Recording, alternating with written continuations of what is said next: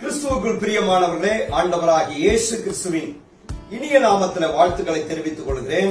இந்த நாள் தியானத்துக்கென்று எடுத்துக் கொள்ளப்பட்ட ஒரு வேத வசனம் யாக்கோபின் புஸ்தகம் 3வது அதிகாரம் 2வது வசனத்தை வாசிக்க கவனிப்போம்.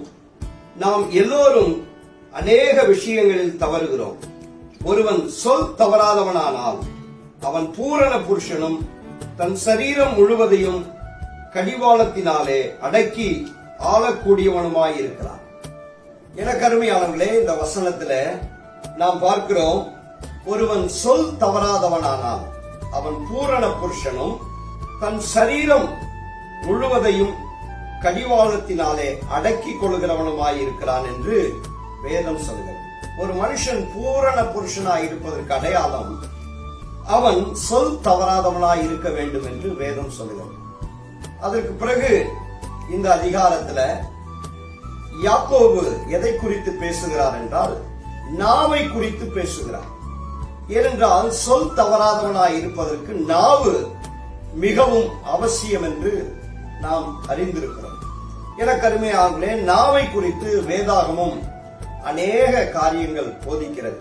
யாக்கோபு புஸ்தகத்துல 5 அதிகாரத்துல ஒரு அதிகாரம் முழுவதும் நாவை குறித்து தான் சொல்லப்பட்டிருக்கிறது. இந்த நாவை குறித்து இந்த யாக்கோபு குதிரைக்கு கடிவாளம் எப்படியோ, கப்பலுக்கு சுக்கான் எப்படியோ, அப்படியாக அவர் நாவை குறித்து சொல்கிறார். ஒரு பெரிய கப்பல் எப்படி ஒரு சிறிய சுக்கானால் நடத்தப்படுகிறதோ அதே போல் நாவு நடத்துகிறது. எனக்கு அருமையானவர்களே, அதனால் நாம் நாவை ஆளுகை செய்ய வேண்டும் என்று யாக்கோபு இங்கு சொல்கிறார். அது மட்டுமல்ல, நாவை குறித்து சொல்லும் பொழுது நாவை நெருப்புக்கு ஒப்பாக சொல்லுகிறார். ஏன் அவர் நெருப்புக்கு ஒப்பாக சொல்லுகிறார் என்றால், ஒரு சிறிய நெருப்பு ஒரு பெரிய காட்டை கொளுத்தி விடுகிறது. அதே போல இந்த நாவு பெருமை பேசி என்ன செய்கிறது என்றால், நம்முடைய சரீரம் முழுவதையும் கரைப்படுத்தி நம்முடைய ஆயுள் சக்கரத்தை அது கொளுத்தி விடுகிறது. அதாவது நம்மை அழித்து விடுகிறது. அதற்கு ஒப்பாக சொல்லுகிறார். அடுத்ததாவது நாவை குறித்து சொல்லும் பொழுது அவர் எதற்கு இதை ஒப்பாக சொல்லுகிறார் என்றால், இந்த நாவினாலே நாம் தேவனை துதிக்கிறோம், தேவனால் சிருஷ்டிக்கப்பட்ட மனுஷனை சபிக்கிறோம். இந்த நாவை குறித்து அவர் சொல்லும் பொழுது, துதித்தலும் சபித்தலும் ஒரே வாயிலிருந்து புறப்படுகிறது, என் சகோதரரே இப்படி இருக்கலாகாது என்று அவர் நாவை குறித்து சொல்கிறார். எனக்கு அருமையானவர்களே, இந்த வசனம், இந்த அதிகாரம் முழுவதும் என்ன சொல்லுகிறது என்றால், நாம் நாவை ஆளுகை செய்ய வேண்டும். நாவு ரொம்ப முக்கியமான ஒன்று. நாவினாலே நாம் தேவனை துதிக்கிறோம், ஒரு மனுஷனை சபிக்கிறோம்.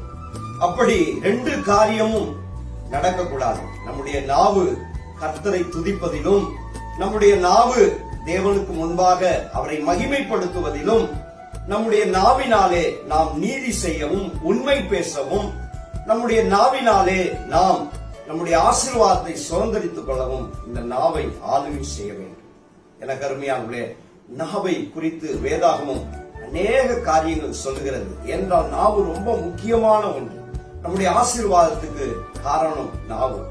எனக்கு அருமையானவர்களே, நாம் ஆசீர்வதிக்கப்படுவதற்கும் ஆசீர்வாதம் இல்லாமல் போவதற்கும் முக்கியமான ஒன்று நம்முடைய நாவு. அதனால் இந்த நாவை நீங்கள் ஒவ்வொரு நாளும் அடக்கி ஆளுங்கள். இந்த நாவினாலே கர்த்தரை துதியுங்கள். இந்த நாவினாலே உண்மையை பேசுங்கள். இந்த நாவினாலே மற்றவர்களிடத்துல அன்பு கூறுங்கள், நல்ல வார்த்தைகளை பேசுங்கள். நாம் சொல் தவறாதவர்களாக, உண்மையுள்ளவர்களாக இந்த நாவினாலே நாம் வாழ முடியும். ஒரு முறை நான் பல வருடங்களுக்கு முன்பாக ஒரு சம்பவத்தை சொல்லுகிறேன்.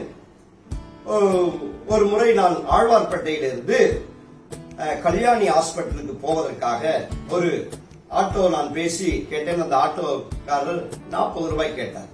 நான் சொன்னேன், 25 ரூபாய் கொடுக்கிறேன், என்னை அழைத்துக் கொண்டு போங்கள் என்று சொன்னேன். அவர் சொன்னார், இல்ல 40 ரூபாய் கொடுக்கணும். சரி, நீங்க மீட்டர் போடுங்க, எவ்வளவு வருகிறதோ நான் அதை கொடுக்கிறேன் அப்படின்னு சொல்லிட்டு, சரி அவர் ஒத்துக்கொண்டார். மீட்டர் போட்டு போனோம். அப்பொழுது அது 18 ரூபாய் காட்டினது. நான் 20 ரூபாய் அவர்கிட்ட கொடுத்தேன். அவர் சொன்னாரு, இல்ல நீங்க என்ன சொன்னீங்க, 25 ரூபாய் தரேன்னு சொன்னீங்கல்ல, அந்த 25 ரூபாயை கொடுங்கன்னு சொன்னார். எனக்கு அருமையானவர்களே, இந்த உலகமே நம்முடைய வாயிலிருந்து வருகிற வார்த்தையை பார்க்கிறது. அதே போல்தான் தேவனும் நம்முடைய நாவிலிருந்து வருகிற வார்த்தையை பார்க்கிறார். இந்த நாவு நிச்சயமாக நம்முடைய வாழ்க்கைக்கு ஆசீர்வாதமாகத்தான் தேவன் நமக்கு கொடுத்திருக்கிறார். இதை ஆசீர்வாதமாக பயன்படுத்திக் கொள்ளுங்கள். கர்த்தர் தாமே உங்களை ஆசீர்வதிப்பார். நாம் ஜெபிப்போம். எங்களை அதிகமாய் நேசிக்கிற நல்ல பிதாவே, இந்த அருமையான நாளுக்காக நன்றி செலுத்துகிறோம். அருமையான ஒரு அவயத்தை நீர் எங்களுக்கு கொடுத்திருக்கிறீர்.